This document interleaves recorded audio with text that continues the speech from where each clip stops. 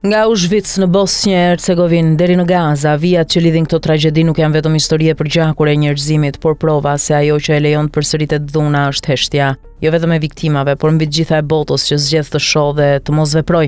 Në vitin 44, një djalë 16 vjeçar u hip në një tren drejt Auschwitzit. Sot vajza e tij, Jill Klein, kujton heshtjen e atyre që e pan të hipte në tren dhe nuk than asnjë fjalë. Heshtën edhe kur e kthye në shtëpi, gjallë por i thyer, një nga të paktët që mbijetuan. Ata që heshtën nuk ishin nazistët, ishin fshinjët, bashkëqytetarët, kalimtarët. Ishin ata që mund të kishin bërë diçka, por zgjodhen të mos rrezikojnë rehatin e tyre.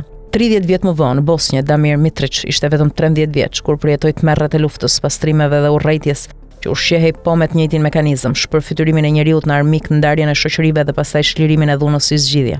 Sot në Gaza, mira fëmija në mes të rrënojave, të zhveshur nga fëmijëria, të rrethuar nga uria, traumat, bombardimet dhe zërat që kërkojnë drejtësi, por që mbyti në një zhurmë politike që e relativizion edhe dhimbjen. Të tre këto episode, Auschwitz, Bosnja, Gaza, ndodhin në kohë, vende dhe rrethana të ndryshme, por kanë një emërues të përbashkët. Ajo që i bëri të mundshme nuk ishte vetëm urrëtia e ekzekutorëve, ishte mungesa e guximit të tjerëve për të thënë mjaft. Gjenocidi nuk ndodh papritur, ai përgatitet me fjalë, me ndarje, me mohime dhe në një shoqëri që mbyll syt. Në epokën digjitale askush nuk mund të thotë nuk dija.